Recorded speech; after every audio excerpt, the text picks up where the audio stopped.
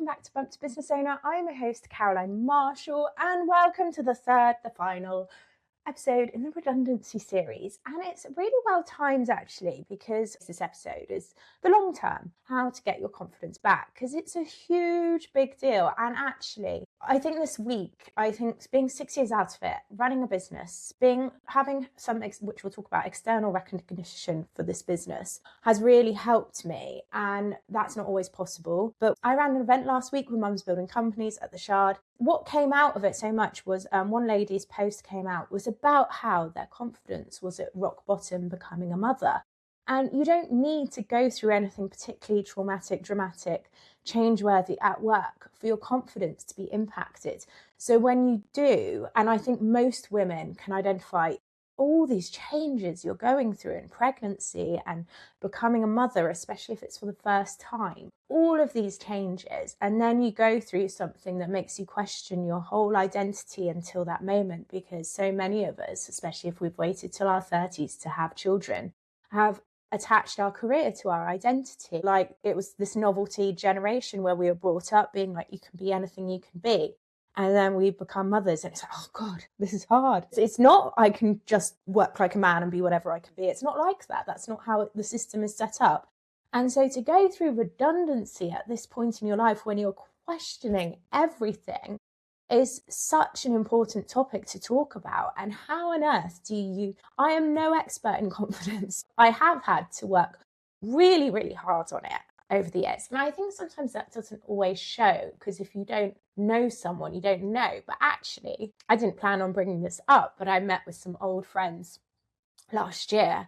And one of them I've known since I was 13. And she was like, Caroline, your confidence now versus when you were in your 20s is just amazing. And I never thought of it like that. And so to have a good friend be like, you are so much more confident now than when you were young, considering I did perform externally, I could probably seem more confident. But that is just someone who knew me really, really well then and knows me really well now. And that makes me quite emotional to say, but it is something that I've probably not recognized enough, how much hard work you've got to do to be being confident. And again, I'm not an expert, but it's a whole piece you've got to go through post-redundancy, because I don't think, it can knock your confidence. And something I've learned, like I said, I am almost 7 years post my redundancy story. So when I started at Upsource and it was still depths of lockdown, there was this, well, she still is a wonderful woman, wonderful Michelle, shout out to her. She runs the women's chapter, a great community. If you are looking for more communities as a female founder to join, I go to several of their events. Michelle is just one of those wonderful women who will always make the time for you. And I remember she was doing there's called Brilliant Breakfast. They do them every year for the Prince's Trust. And this one was online, everything was online. It was 2020 and I was just turning up to things. And there weren't many of us on this call. And I don't know what we were talking about. I don't know. But so my redundancy came up and I think I started crying. And I just remember Michelle on this call telling me, she was like, Caroline, it was years ago I was made redundant and I still ran away. I saw the person who made me redundant in Waitrose and I ran away from him. She's like, I'm a grown woman and I ran away from him. And I really hope she doesn't mind me telling this story now.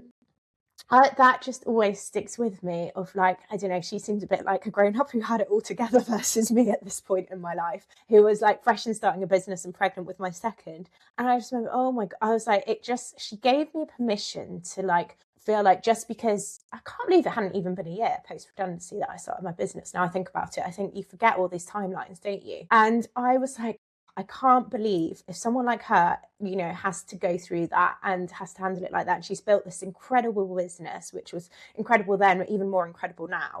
And it just really validated me. And she even followed up with a private message up to like saying, don't be embarrassed. And I was like, obviously pregnancy hormones as well. It was just so nice of her, by the way. So what I got from her is that time is the biggest healer. And that's sort of like my wise words from her, and just being like, it's okay if you still feel you have to run away if you bumped into them.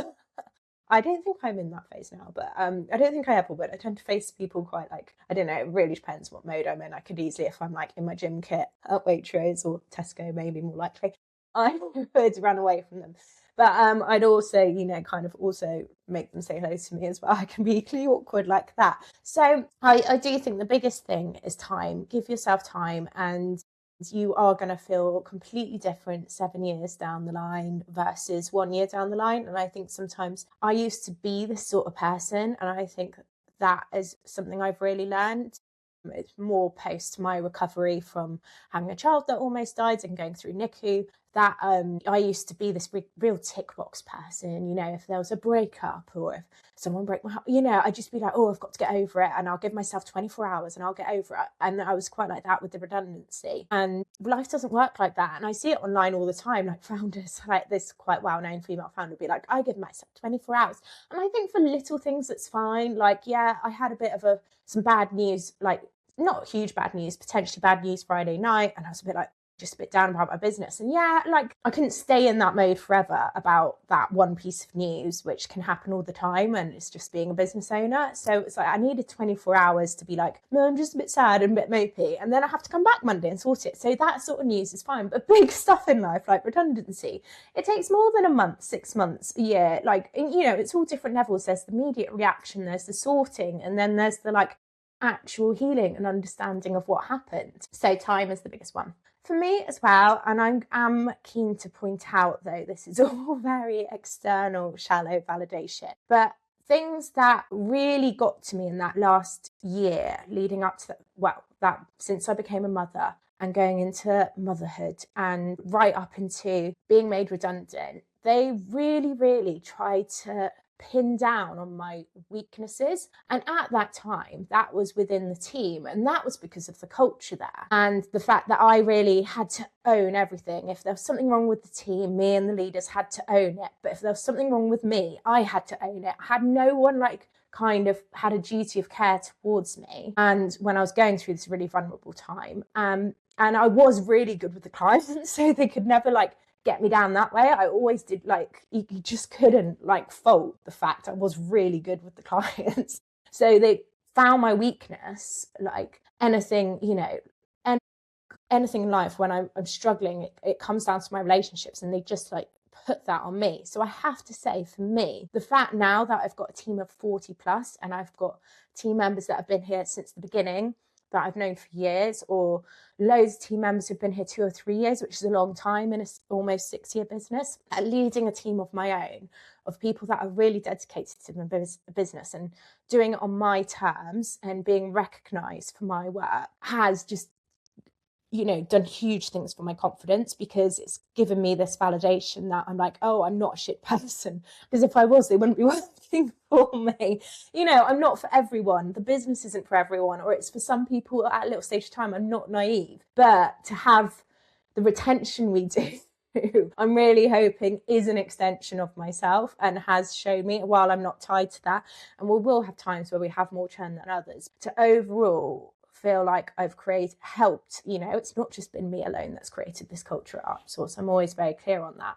But to be so good at that has really helped me, and have the external validation of winning awards that I can do this. That has helped my confidence no end. And also, tricky one, early on, I was approached by the company that made me redundant to start up a little referral scheme. They could send me clients that weren't suitable for them. And tell you what's very empowering is saying no to that kind of offer. While I do have certain elements of no shame around getting clients, where they come from, that felt very empowering, because I did feel, and I tell you why I said I've never shared that before. And they didn't even approach me themselves. They approached me via my friend who was still working there at the time, claiming it wasn't from the founders, but someone else worked there who didn't actually know me, but was quite in charge at that point, but only came in after I was made redundant. So they offered me, a referral partnership, basically. It's, I don't know, depending on who's listening, that's quite common in the service-based business industry. For example, if we worked with an amazing accountant and we had a referral scheme, we actually do for Upsource, if anyone wants to send clients our way, we do referral schemes, and it's just where you'll get paid or get gifted something or get a discount, something like that, where you partner with services. So we do have a couple of those, and Upsource does it with a couple of other businesses and clients ourselves. And so they offered me this. Basically, I get clients that deemed too small for them because they were going after really large clients at this stage of, I don't know if they do now, but at this stage. And I said no. Because, and I tell you why, is while I am very open to things, I don't completely burn bridges. I felt it would come with terms and conditions. And it was a delayed reaction to silence me. And I don't know this, I've got no proof, but I did feel I wouldn't be able to, because I didn't have an NDA in place, hence why I can talk very freely about the details of what happened. They wanted to limit any stories I tell. I do feel that was the case because I was starting to, at this point, make a name. I'd won a UK Best Newcomer 2021. Yeah, I know they also probably spied on me by sending me a fake sale as well, but that I can't prove either. Oh, the tactics of some business owners. But yeah, no, it felt very empowering to say no to that because I got to the point, I was like, I've got this far on my own. I don't need you guys. And I especially don't need it if it was going to come attached with terms and conditions. And I don't like being attached to those. So yeah, she just got me to sign an NDA. I should say to that. But I can't lie, like all of this has really helped my confidence, being like, yes, I can do it. I can build a team and not be a shitty person. I can, like people will stay with me in the business, and I will win awards or have external validation. But I am very aware as well, this is all external validation, and not everyone is going to get that. I mean, hopefully you will. If you start a business, do well, enter yourself for awards, things like that. By the way, when you enter yourself, I found every time I tend to win an award, something kind of comes crashing down after in my business, which is really interesting. Maybe a sign why I've not entered for awards this year. I just need an even keel. And not a huge crash, but something bad happens. I'm like, oh, got to bring me back down to earth, everyone. It's all external validation. And it helps, do it. Like, enter yourself for awards if you're running a business. Put yourself out there. Get those testimonials. Get those things that will really validate you. I'm all for external validation. But have that awareness. You cannot move forward because if my business came crashing down tomorrow, which it could, you never know, it'll be another pandemic that wipes my clients out. You never know, like, what's around the corner. And if I've built all this recovery on the fact that I've got currently on paper a great business now that's received some recognition, if I closed it down tomorrow, who would Caroline be? And I do think that's really important. So, and I think, I can't lie, would I have done all of this work if I hadn't almost lost a child? I don't know. I like to think I would, but you don't know. It was awful time, and so I've had a lot of therapy, and and it was a sort of proactive working therapy. Personally, I think for some people, they do need to go to talking therapy. For me, I think what I've learned is I'm a natural, as long as I feel comfortable, I'm a natural talker. So I could just talk. I could give someone my money every week and talk at them every week. And so for a bad therapist, I probably could do that. And I don't need to, but I do need to, I needed to have some awareness on my upbringing and how it shaped me and how it gave me some untrue thoughts about myself. So I've done a lot of therapy, but also if that isn't for you or something you're comfortable with, I'm a real believer in, and something, the piece I missed that I could have really done with after my first child was born was proper work coaching by someone who focused in that season of life, of women in that season of life. I could have really done with that. And I had, obviously with my business starting UpSource meant I did get coaching from Amanda Johnson, a VA coach, and that's and she's been through so many things that I have with NICU and things like that, and pregnancy and business and growing a team. And that was exactly what I needed. And so it's like, I've had both of those to help over the years. She was the one who said, oh, you probably, what did she say? So, oh, you're probably you've done your 2 fingers up at your last company now. And it was a lot of that in the beginning, and it's not now. This podcast isn't that now, but it is sharing my story now. I'm ready to, of the journey I've had to go on to get here, because it can look so easy. Someone said to me the other day, did you always think this would be the beast it is? And I was like, yeah, I did. And because I'd gone into it with that intention, but it doesn't mean I went into it fully confident and ready. And I was terrified. I thought, people are going to judge me. Who does she think she is? They got rid of her at that company because she's like this. And I felt I had a lot to prove to show I actually wasn't the person that I was kind of marketed to be in this organisation towards the end. And I do think that the therapy and the work coaching, both together, because both attack 2 different areas of your lives, really help. So therapy and work coaching. But next one is that perspective, and it probably comes with time, and it comes with the therapy, it comes with the coaching, it comes with the self-development. I talk a lot about the self-development I did before I even got to therapy. So that would be everything from meditation, breath work, all these nervous system therapies that I really, really needed at the time that I tap into now, like gratitude journaling. I haven't done that in a while. I really should. And I think in time, it's given me so much perspective of that. I was going through such a challenging time. I had such a loss of confidence when I was pregnant. I had very little community to lean on. And I think because of the season of life I was at, because when you can look back on something with a new perspective and not the perspective you had then. And I think also reading books, I always credit reading the book called The Mother of All Jobs and Mary Porter's book as well, just helping me see that the system wasn't set up for mothers, and that I didn't have that time and capacity when I was pregnant and perspective to see it. And so getting more and more away from it and having that perspective. And I hate to say it, but there's nothing more validating when you feel like you failed as a mother, and you failed in your career, and you wanted to really show your friends could do it. And then there's nothing like it when suddenly your close ones get pregnant and they're being treated like shit in the workplace. And it's not nice to see, but it's so validating that it's not just you. When you think you're like, I hate to say it, but this is what kept coming up in therapy, like you're the hard work person that's like needing a lot. And it was because you need a lot in those early years, and it was just, you know, a struggle to communicate why, because we don't talk to younger generations about what it's like to become a parent. And then we go into it all like, just hope it happens. We're all scared about fertility, which, you know, is of course hugely validating, but then we don't think about it when the baby arrives. And that's what so many of us struggle with. So, you know, if there's anything to get from this, I want you to know that if you've been in the thick of it, or if it's been 2 years, and for you it might have been 7 years, and you don't feel as distant from it. So maybe you've been struggling with like raising your children, all those busy things that we have that put us off. And like I said before, I don't know if I hadn't gone through everything I went through with my child during COVID, if I would have done all this work that it wasn't about. I don't think I ever talked in therapy about the redundancy.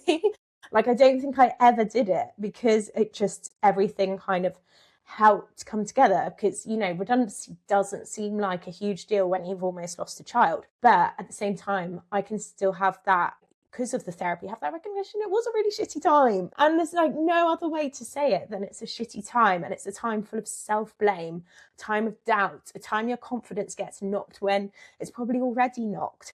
And it will take time, it will take perspective, but talking about it, validating your feelings, and taking those little steps to process it, to write in your gratitude journal, but also write the real valid feelings. I think sometimes we focus too much on gratitude, and it's like, actually, you just need to write down your feelings and put it out there. So I hope this has helped you, the 3-part series, because it really was just to kind of share my story, because first, like, I know so many are still living through it, and these aren't necessarily better times for women to become mothers in the workplace. Share my practical tips of how I really got through it, but also in the long term. And you can still tell it makes me emotional to think.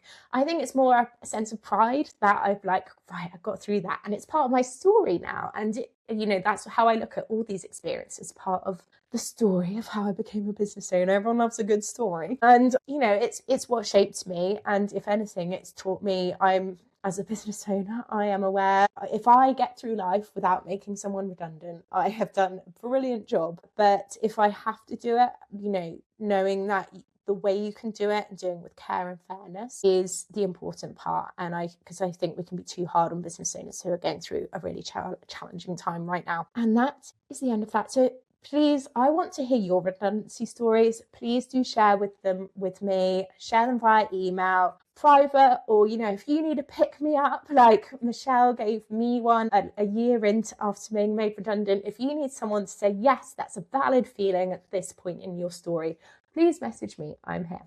Thanks so much.